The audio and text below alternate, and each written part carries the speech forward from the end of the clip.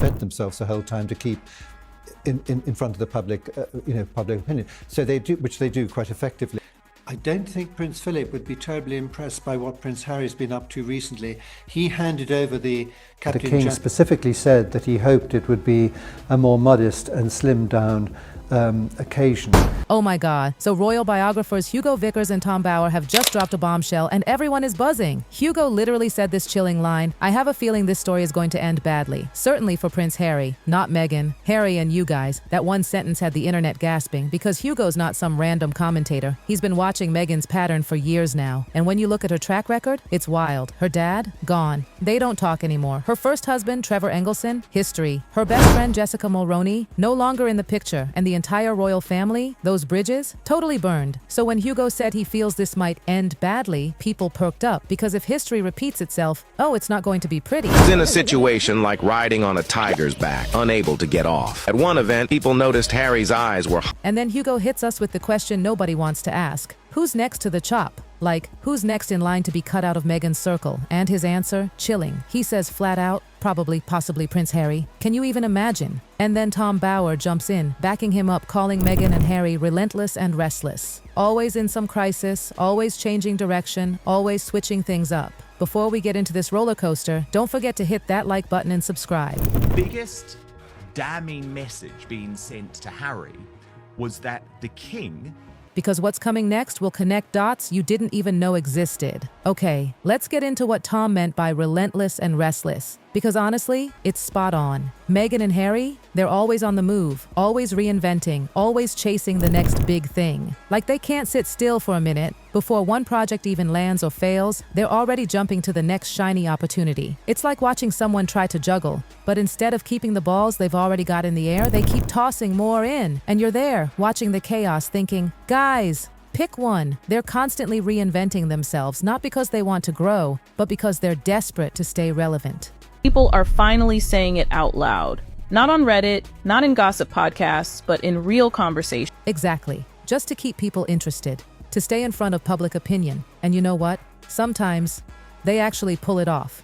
They're amazing at creating buzz. They know exactly how to make headlines, how to keep everyone talking, how to spin a story. But there's a price for that kind of constant performance, a big one. It means they're always in motion. New projects, new branding, new promises. They never let things breathe, never let a project grow naturally. It's just non-stop chaos, full speed gear switching. And that chaos, it's not just out there in the public. You ever seen a single moment so tiny, so ordinary, and yet so explosive that it changes everything? It's inside their team too. Behind the scenes, the staff, totally tense. No one knows what's next. There's no calm, no plan, just vibes and panic. There's no clear direction at all. When things are going well, when there's a win, sure, people are happy, proud, celebrating. That's normal. But lately, things haven't been going well, not even close. So what happens? It turns into a blame game. You messed this up. No, that's your fault. We need to pivot. Instead of fixing problems, it's just endless finger pointing. And when a team gets stuck in that cycle, it's basically the kiss of death for any business. And get this, one royal commentator absolutely nailed it. Started as a whisper behind closed doors, a low murmur that something inside Clarence House had gone horribly wrong. They said, the fact that they're diving off in so many directions shows there isn't proper management behind the scenes. No clear plan, no strategy, no agreement about what they're even trying to do. It's like they're throwing spaghetti at the wall, hoping something finally sticks. And honestly, that's exactly what it feels like.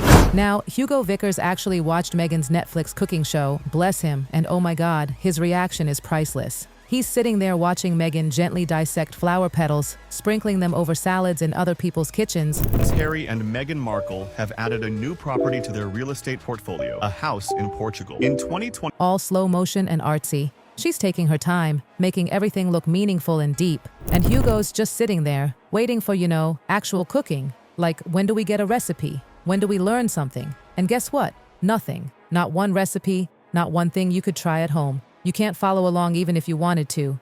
And Hugo's like, so, it's not really about food, is it? It's all about her. And he's dead right, because that's the entire vibe of the show. It's not about the content, it's about the performance. It's not even a cooking program anymore. And it was some peer supporters from LA County Fire Department, and man.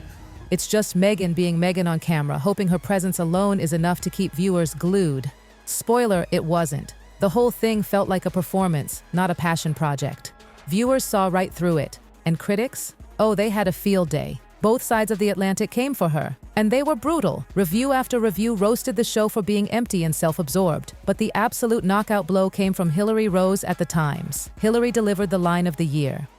So I'm starting to doubt that Harry and Meghan have any professional staff or communication staff on a regular basis. She said, imagine kids expecting a piece of cake in their goodie bag and instead they find some seeds in a compostable pot to plant. Oof, can you feel that sting? That one sentence destroyed the whole production. All style, zero substance. Pretty packaging, nothing inside. That quote became the metaphor for Meghan's entire brand. Beautifully wrapped, but ultimately empty. Because let's be real, people don't want constant inspiration speeches or aesthetic shots of petals. They want connection. They want something real. And here's where it goes from bad to ridiculous. There weren't even any kids at that event. None. Not one. So that whole family-friendly, wholesome vibe she was trying to project? Totally fake. Pure performance. It's like she built an entire scene for the cameras, not for reality. But wait, it actually gets worse, because then came the podcast. And oh my God, that thing was a disaster in slow motion. Anyone who's tried to sit through it knows exactly what I mean. It's basically one long self-congratulatory chat where Meghan and her guests spend forever complimenting each other. They're laughing at everything. Every tiny comment gets a giggle, every anecdote gets a, "You're amazing." It's like a never-ending loop of, "You're so inspiring." No, you're so inspiring. And after a while, you start wondering, are they actually friends? Or is this just really polished PR because genuine connection feels different? This felt performed. And once you notice that, you can't unsee it. You can literally hear the performance happening in real time. And here's what makes it so frustrating. This podcast was supposed to be about business. It's meant to give real advice, real insight, actual tips on building something successful. That's why people tuned in to learn. You're supposed to walk away with wisdom, something useful, right? But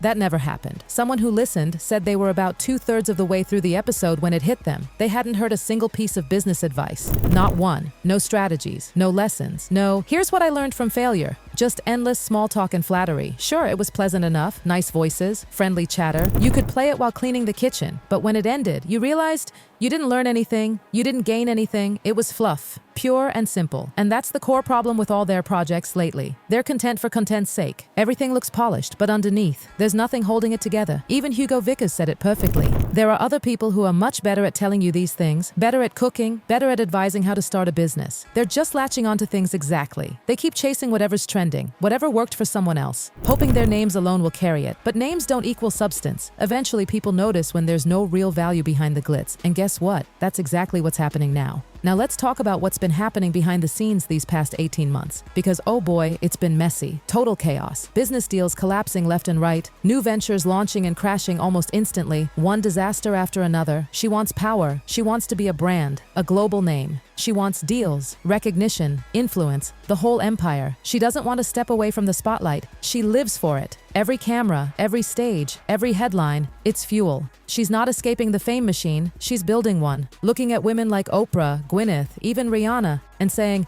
that's the level I want. And that's not evil, it's ambition. But in a marriage, when one person wants peace and the other wants empire, that's not a small gap. That's a canyon, and that canyon's getting wider every year. Harry's ready to slow down, Meghan's flooring the gas pedal. And that kind of split, it's deadly for any couple. Because you can only pretend to want what your partner wants for so long before resentment creeps in. And once that resentment hits, it's game over. This pattern's been showing for years. And the proof? Look at the Invictus Games. Whenever Meghan's not there, Harry lights up. He's relaxed, laughing, chatting, genuinely alive. You can see it in his body language. Shoulders down, posture open, smiling like the old Harry from his army days. He's in his element, joking with veterans, connecting with people, being human again. But the moment Meghan arrives, everything shifts. The tension's instant. His smile fades, his energy stiffens. It's like a switch flips. Suddenly, he's guarded, nervous even. He stops being himself and turns into this version of Harry that feels carefully controlled. Everyone notices it. Fans, reporters, even body language experts. They break down clips frame by frame, comparing Harry without Meghan versus Harry with Meghan. And it's night and day. In photos from events, like those in Colombia, he looks grumpy, disconnected, uncomfortable. Meanwhile, Meghan's striking poses, working every angle like it's a red carpet. They're at the same event, but it looks like they're living two different realities. Social media eats this up. Clips go viral. Side-by-sides explode online. See how he acts when she's gone. Look at his face when she touches him. It's endless because the pattern keeps repeating. Same energy, different location, same uncomfortable vibe. So naturally, the question everyone's dying to know, what's really happening behind those Montecito mansion gates?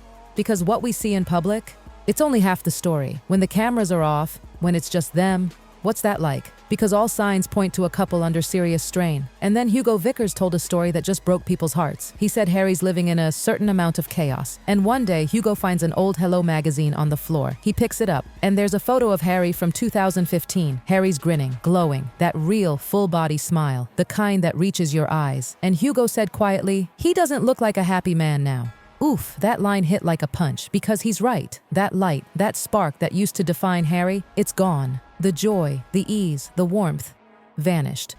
What's left is tension, pressure, guardedness. You can see it in every new photo. His posture's tighter, his expression's heavier. Something's weighing him down. And while Meghan still has her Hollywood network, her ability to pivot, to rebrand, to bounce, Harry doesn't. Outside the royal walls, he's lost. He was born with an identity. Prince, soldier, royal. Everything in his life was defined. And now, it's gone. His military ties, complicated. His family ties, fractured. His royal role, erased. He's a man without a country, literally and figuratively. He walked away from everything that gave him structure and belonging. And now, he's floating, trying to figure out who he even is. That kind of existential confusion, it eats away at you, especially when the person next to you seems to be thriving on the very chaos that's drowning you. Because Meghan, no matter what happens, has options. If this all collapses, she'll pivot again, back to acting, or maybe another brand, or a global foundation. She's adaptable, she's a survivor, and she's been quietly building safety nets the whole time. But Harry, if this life falls apart, he's got nowhere to land, no family to return to, no military to go back to. Those bridges, not just burned, they're ash, and that's the tragedy of it. Because in trying to gain everything, he may have lost it all. And according to Hugo Vickers and Tom Bauer, if this really does end badly, it won't be a distant future event. It'll be something already happening, unfolding right now in real time for the whole world to see.